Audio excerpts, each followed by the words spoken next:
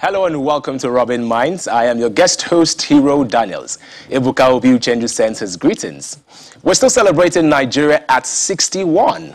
In the words of Nigerian musician Timi Dakolo, we are all we have. We will defend our land. We'll still believe in Nigeria and the promise she holds. Despite all our challenges, we're still holding on to that promise of what Nigeria can be. Yes, we will not be blind to all of the challenges that we're facing, from insecurity. Very recently, Dr. Chike Akunyele was shot alongside 7 others in Anambra State. We're experiencing a food crisis in this nation, and we all know that banditry is also on the rise. The President of the Federal Republic, President Muhammadu Buhari, has addressed some of these challenges in his independence speech. But the big question is, are we doing enough? Joining me in the studio to discuss Nigeria at 61, are we optimistic about a better Nigeria? Is a governance and gender development expert, Dr. Abiola Akinode Afollabi. It's a pleasure to be here. Welcome, welcome. How are you feeling? Well, feeling good, but well, quite confused about where we are and what hope that we have for the country. Given all the things that we've been seeing around the country in the last few months, it's been quite difficult. The killing of Dora Achilles' husband, and plus the COVID and all the banditry, kidnapping, that we've been seeing. So it's quite difficult to assimilate all this and then still, keep faith, in Nigeria, that we're going to get there. Yeah. I can imagine. It's been 61 years, and we've had different dispensations. We've had the military dispensation. Now we're in the democratic dispensation. If you were to assess our progress so far in terms of scorecard, what would it be? Well, I've started off as a students' union leader. So meaning that while the military dispensation was there, I was part of those who were in the trenches, trying to make sure that we have a country that is better for all of us. I was at the Obafemi Awolowo University there, and I was a students' union leader. And if you compare the sacrifices that we made at that time, thinking that when we are like 50 years old or thereabouts, things should be better for the country. If you sit back and you assess, we see that we still have a very long way to go. And that's why I said, it's to a large extent disheartening, that we're still struggling with what democracy should be, as a country. At 61, yes, we have grown in age, but I am not sure whether it's commensurate with what you would expect that would have, where would have gotten to as a country. True. There still seems to be a whole lot of problems in terms of even accountability processes in the country. It looks like a lot of things are going on, but nothing seems to be working effectively. And I think that that's where the dwindling hope comes in. When are we going to get it right? So is it about leadership? Is it about the people? So it's about what? And we don't seem to have any other country to go. So this is all what we have, just as you said, Dakolo said. And so we need to find a way, to address. So the hope there is that we have great people with great potentials. I've seen young people. I also lecture at the University of Lagos, so I know and I see that there's great hope for the people that I see, that I speak to on a daily basis, who are young people, and I also see a lot of things done by, Nigerians across the world. So there is hope. But we need to manage that hope in a manner that will be able to achieve, the kind of Nigeria that we want. And I think that's where the challenge is, and that's what we need to address. Okay, so we're going to speak more about accountability, because you made mention of accountability. And the president made a statement that what he has achieved in the past 6 years, no other administration has ever achieved it, trying to get Nigeria back on track. But we're going to get to the president's speech. Right now, I want us to connect to our Abuja studio. We have Rinsola Abiola, an advocate for gender equality. She'll be joining us in a bit. Hello, Rinsola. Hello, thank you for having me. Oh, thank you for being here. So our president, centered on a couple of issues. He addressed certain issues that we're facing as a nation, from insecurity down to social media, down to the need for us to be united as a country, and what the federal government is doing about the agitators, that has the agitators in different regions. So what are your thoughts on this president's speech? First off, regarding the president's comment about his administration doing, what no other administration has done within the time frame, I think that's a comment that would have to be situated within the context of events that followed his emergence. We've had to deal with a global pandemic. We've had to deal with dipping oil prices. These are things that have, necessitated the readjustment of our priorities and ambitions as a nation. Yet, we can also look at initiatives, very ambitious initiatives like the social investment programs, and commend this administration for what they've done so far. The very aggressive infrastructure investments. We're looking at some things. You mentioned accountability earlier, and well, I think for the first time in a bit, we can actually point to things that our resources are being invested in. And then, of course, there are issues that we still need to deal with. There have been a lot of investments in social issues, like I said earlier. Take the issue of Empower, look at the school feeding programs, the social investment programs, giving stipends to the poorest of the poor. But, there are other issues that we still need to make investments in, although a lot of work is still being done regarding those. Talking about insecurity now, talking about unemployment. These are issues that have been compounded by what's going on at the moment, a number of factors that need to be addressed that are not particularly unique to us as a country, but they've had a lot of impact on the challenges that we're facing.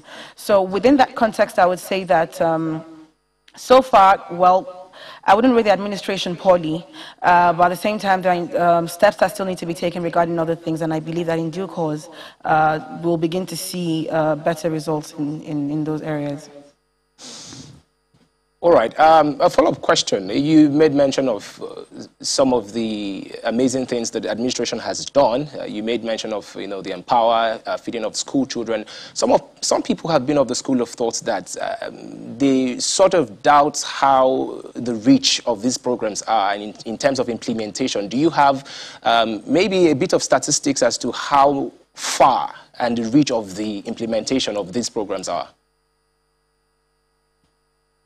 Well, there are beneficiaries. If there was a delay, to the best of my knowledge, in getting beneficiaries from certain states, I think it was because what needed to be done at the time wasn't based on, putting a database together and getting people on the list. But I believe beneficiaries for the social investment programs, for instance, are drawn from pretty much most states across the country, all over the country. There's the spread. It's gone round. There are Empower beneficiaries all over the country. We've had a number of young people benefit from other programs. Take the Youth Investment Fund, for instance, and a couple of other initiatives introduced by this administration. We also have a number of states doing what they can in their capacity to develop youth potentials, especially. And these are ideas that I believe can be improved upon. There's still a lot of work to be done, like I said earlier. All right. Thank you so much, Rinsola. I'll get back to you in a bit. I'd like to connect to Mr. Collins Mweke. He's a global affairs analyst and is joining us all the way from Belgium via Zoom. Mr. Collins. In the restaurant. Good afternoon to you. Sister Dalton. Good afternoon. Welcome to the program. Thank you. Thank you so very much for having me. All right. So what are your thoughts on our journey so far as a nation? And she embraced me like she knew me. Well, I do have some mixed feelings. If I may begin with the summation of, the last speaker from Abuja. Yes, indeed, she was spot on the slight improvements she talked about as a consequence of, some of the initiatives, some of the re-engineering that government has made. And I say this because the latest Human Development Index actually points to the fact that, Nigeria actually made some improvements between 2015 and 2019. But then that still places Nigeria as 161 country out of 189. That is very, very abysmal. Now, it is very, very abysmal if you consider that Nigeria was meant to be the leader in Africa, okay, being the largest, black population in the world. They are supposed to provide leadership. And pendling around the bottom of the ladder is actually not good enough. That's number one. Number two, yes, as nice as those figures may be, and as indeed captured by the last speaker as they may be, the man on the street, does not feel this, slight improvement. So the point you ask yourself is, if it hasn't trickled down to the average Nigerian, what are we talking about? So what we're talking about is that Nigerians are dying they are dying en masse.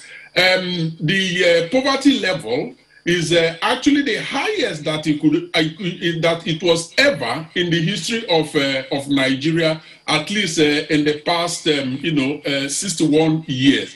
So we have nothing to jubilate about the slight improvement that still places Nigeria 161 country out of 189. The government has got to roll up its sleeve. The government has, got to deliver on the promise that brought it to power, which is fight corruption to a standstill and put Boko Haram out of business. On both scores, the government has failed and failed woefully. And what we have seen is indeed that these issues are what are actually hampering economic progress.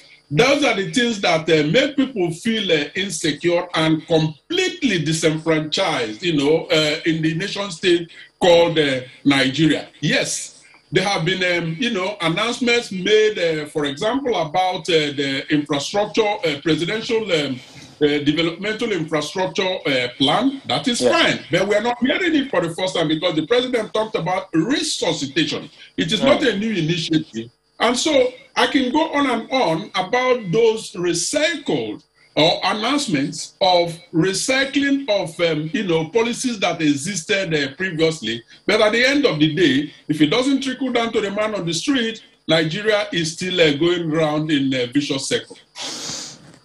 Okay, so from what you've said so far, I could pick two words: accountability and implementation. I'm going to get back to you in a bit. I want to quickly speak with Dr. Afollabi. From our last speaker, you could see that he's very concerned about how much of these policies make it down to the common man. So that talks about accountability. How accountable has this government been? Well, I really share his concerns, and I also want to say that from what Rinsola said in terms of the kind of initiative that this current government had put in place, the social investment and what have you. The truth of the matter is that, and just as the last speaker said, if it's not addressing the major problems of Nigeria, then we are not seeing it as such. Because I don't know how we can have an effective social investment processes in this country without any form of data. So you hear people say, we're not sure whether this is happening. We hear people say this is being politicized and, and what have you. So there's a problem with that if we are not addressing it holistically. In countries where they respond to social security, in America, if you have a number, they, people get to know who you are, what you're doing, whether you are unemployed, whether you need to be assisted. We can't be addressing the problem, trickle by trickle and think that we can solve it. So we must have a very holistic, perspective into addressing the problem of Nigeria. And that's why the social investment is not working as effectively as it could be. We don't even have data to back it up, that it is effective. So there is a problem, with that. So the question of accountability is also there. I do not see any progress if we don't address some three key issues. And I think that's also one of the reasons why people said, why I feel that the president did not cover a lot of areas that Nigerians will be. How can we be discussing when the doctors are on strike? There's a serious public health problem, and the doctors are not there, to address the problem. So we are not addressing the question of health. So there are issues of accountability around health. The issue of insecurity is also an accountability issue. There's a lot of corrupt practices, and that's why you see explosive diseases, bombs jobs entering the country on daily basis. And we're not asking that right question about how do we then deal with that? It's an accountability issue. What is the process? How are they entering the country? How many routes do we have in this country? Over 800. So what are we doing, to ensure that we have people who can, man and woman, those entries into the country, So there's insecurity from Chad, from Sahel, they come into the country. So what are we doing? I think those are the key issues that we need to address. There's no way we can have social investment if we don't address all these people, all this issue. So the government must see that connection between the problem of the people and also thinking that we can address it, piecemeal, and, so we need to be very holistic about it. I mean, if we are not, that means we are not accountable. We are not exemplary. We are not having a leadership that's listening to the people and also trying to address, the problems of the people. There are a lot of concerns for Nigeria. Unemployment is huge. I heard the president talking about 10 million. So why didn't we start yesterday? Why are we starting now? And of course, there's a whole lot of work around 2023. So is that what it's all about? So there's a need for us to actually identify our priorities as a country and see in actual fact what do we want to address now, what's our concern, and how do we go about it. And I think that the government of the day is not doing that appropriately. Thank you very much. We're going to get back to that because you've identified the problem, you've identified the loopholes. I want us to look in depth as to how do we as a people, as a nation, how do the institutions that are in charge of making sure that, the leaders are doing what they have to do. How do we strengthen these institutions? How do we as individuals, as citizens, demand accountability? But let me quickly get to Rinsola. So, Rinsola, how would you say the youth's participation has been so far? And for some of our youths that are already in power and are already, doing what they can in different offices, how far have they fared? So in the last administration, the last assembly, we were able to get the Not Too Young to Run bill to scale through Parliament, and the President assented to it, and that enabled a number of young people to vie for elective office. Now, many of them didn't make it through, but many did benefit from the legislation, not just by running, but also by making it through the election process. And we have a number of young people in the House of Representatives. We have a number of young House of Assembly members across the country. We also have young people in non-elective positions working as special assistants, as aides to elected officials. And I would say that the level of youth participation, it's not bad, it's not abysmal, but we could do better. But in doing better, we also need to look at the hurdles that young people need to scale through to be able to thrive in politics, to be able to run for an election and win. It costs a lot of money. There's the issue of resources. There are internal party issues that need to be resolved. Yeah. There's a lot of work that actually needs to be done from the bottom up.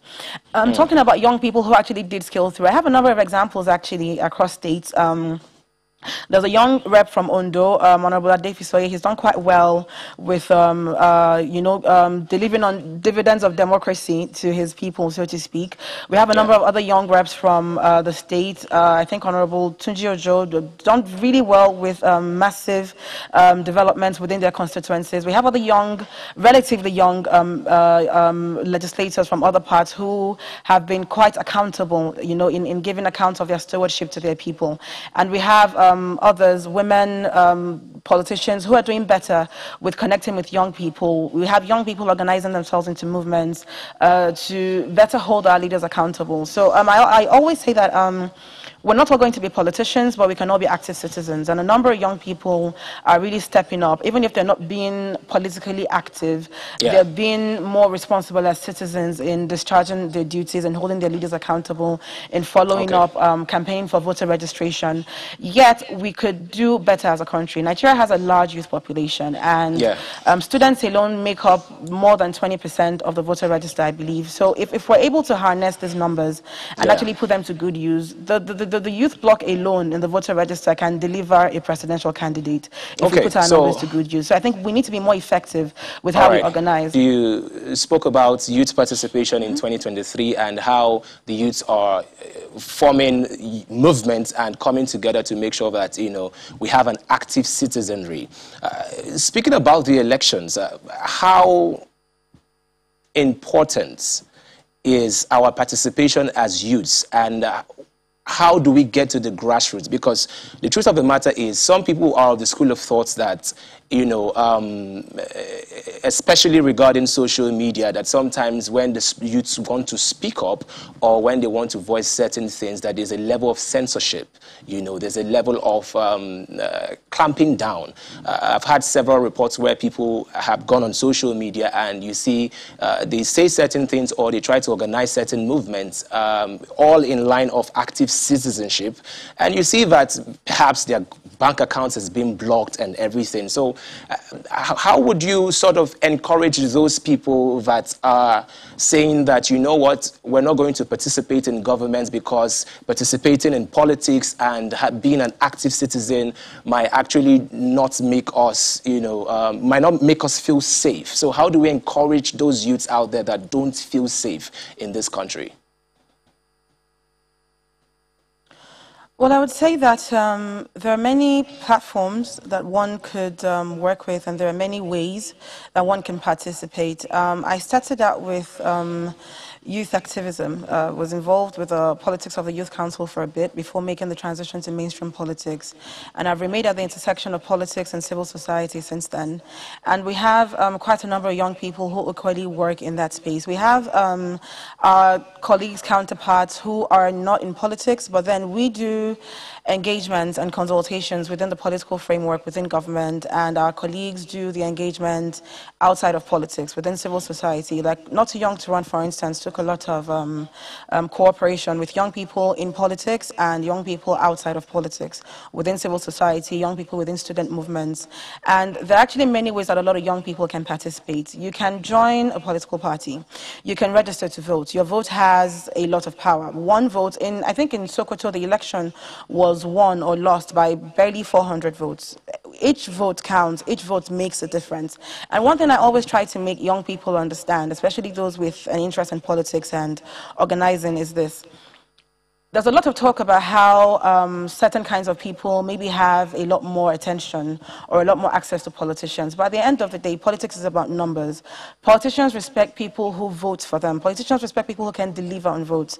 And once young people are able to transition from mostly just talking about things that we're not satisfied with to organizing effectively in such a way that we're able to deliver on, say, a set number of votes and actually to be recognized as the power block that we actually are and that we have the numbers to be, I think the dynamics of how we interact and how we engage with politics and politicians will change considerably.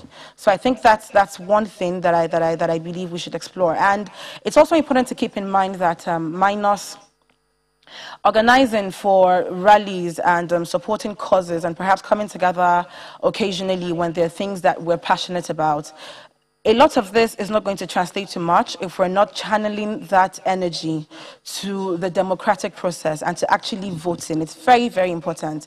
Because if we come out in large numbers when things happen that we're not satisfied with, but we don't come out in those numbers when it comes to time to vote, if enough of us don't have voters' cards, if enough of us are not engaging the system, if we're not trying to hold our elected officials accountable, it's going to be a big challenge, you know, being taken seriously as a power block.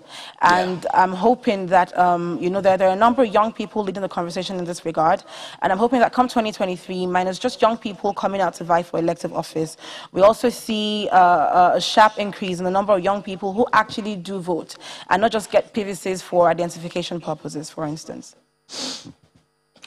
All right, Lorenzola, well said. I'm going to get back to you on another issue, which is the social media and, of course, the president's comment about the Twitter and how the conditions Twitter needs to meet before the ban is lifted. But I want to connect with Mr. Nweke now.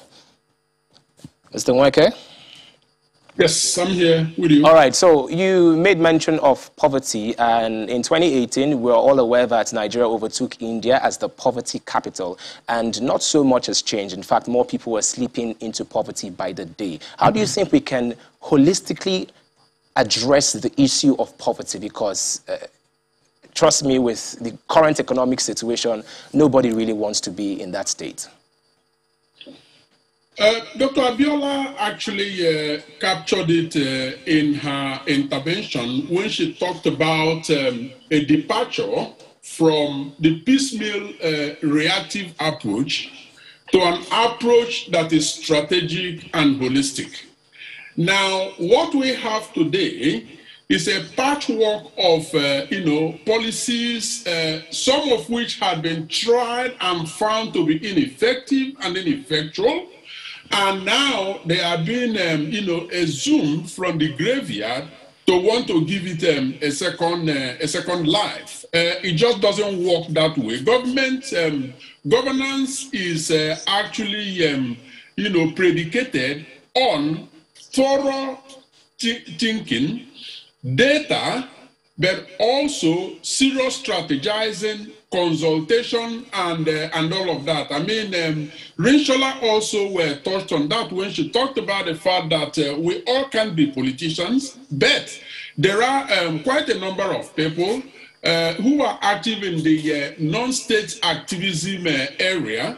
Those are assets, okay? And those assets in terms of consultations, research work, and all of that, they will be very, very useful. So I believe that Nigeria should consult more. They should have a more proactive approach to, poverty, eradication than what is happening today.